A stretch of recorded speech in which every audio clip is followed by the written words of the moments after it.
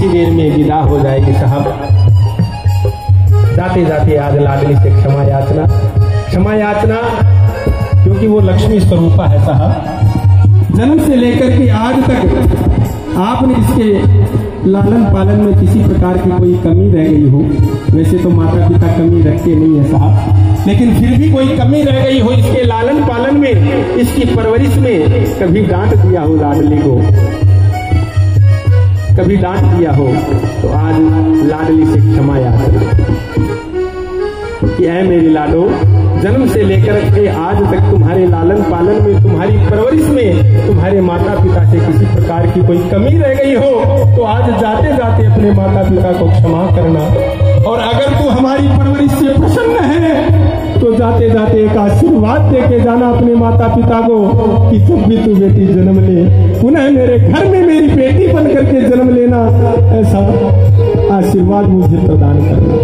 भावुक मत होइए यहाँ पे गुलाब जी साहब। आज आपके भाग्य की सराहना तो समस्त देवता कर रहे हैं, ये पूरा समाज कर रहा है साहब, क्योंकि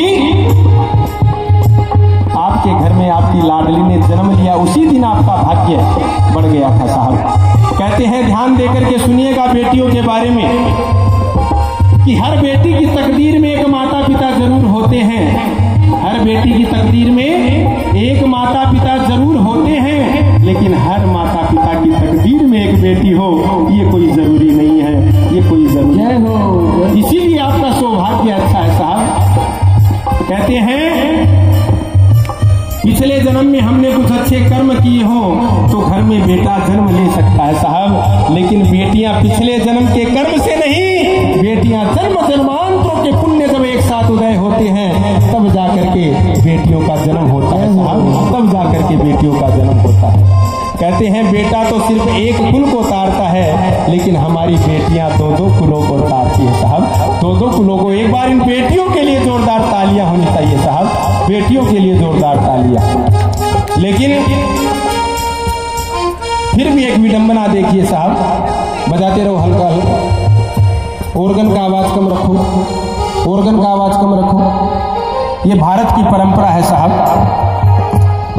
कि जब बेटी का कन्यादान करके जब वही बेटी ससुराल जाती है, तब वहां ससुराल पक्ष के कई आस पड़ोस के लोग पूछते हैं, आस पड़ोस के कई लोग पूछते हैं, क्या पूछते हैं कि बहू दहेज में क्या क्या लेकर के आई, बहू दहेज में क्या क्या लेकर के आई। साहब ये कोई नहीं पूछता, एक बेटी क्या क्या छोड़ के आई है, क्या क्या छोड़ के आई है साहब, ये कोई नहीं पूछता है।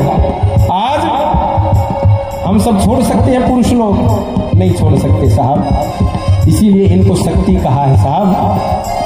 अपना पूरा बचपन, अपनी पूरी जवानी, अपने पूरे सखी सहेलियों को छोड़ करके एक पल में आ जाती है बेटियां साहब, इसीलिए इन्हें शक्ति कहा गया है, पुरुष को शक्ति नहीं कहा है। या देवी सर्वभूतेषु शक्ति रूपेण संस्थिता नमस्तस्यै नमस्तस्यै, बारंबार प्रणाम है इन स्त्रियों को, इन माताओं बहनों को साहब।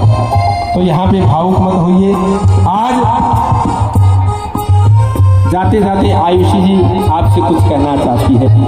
क्या कह रही है कि मम्मी पापा बड़े ही नाजो चाव से आपने मेरा लालन पालन किया है, बड़े ही अच्छे संस्कार आपने दिया है, कभी किसी प्रकार की कोई जिद की, वो जिद आपने मेरी पूरी की है। लेकिन मम्मी पापा ये कैसा प्यार था जो आज अपनी लाडो को एक पल में अपने से जुदा कर रहे हो, ये कैसा प्यार था मम्मी पापा। कल तक तो आप कहते थे आयुषी तुम्हें देखे बगैर दिल को चैन नहीं लगता, कल से वो आयुषी मम्मी पापा नहीं दिखेगी। लेकिन एक विश्वास दिला के जा रही आयुषी, आपने जो संस्कार दिए हैं आयुषी को, उन संस्कारों को लेकर के अपने पति के यहाँ जा रही है, कभी भी आपका सर शर्म से नीचे झुकने नहीं देगी। यहाँ आयुषी के भाव है, सजन घर मैं चली है, सजन घर मैं चली, बाबुल जो तूने सिखाया जो तुमसे है पाया, सजन घर ले चली, बाबुल जो तूने सिखाया तुमसे है पाया, सजन घर ले चली। कैसे भूल पाऊंगी मैं बाबा सुनी जो तुमसे कहानियां छोड़ चली आंगन में मैया, बचपन की निशानियां। यहाँ आयुषी आज अपने भाइयों से भी जाते जाते कुछ कहना चाहती है। आयुषी के भाई यहीं पर है, एक बार आ जाओ भैया। आज बहन विदा हो रही है, जाते जाते एक बार गले से लगा लो बहन को। आयुषी के भाई लोग, ओ मेरे प्यारे भैया सजाए रखना ये यादें बहना की। ओ मेरे प्यारे भैया सजाए रखना ये यादें बहना की। ओ ये यादें बहना की है, ये यादें बहना की।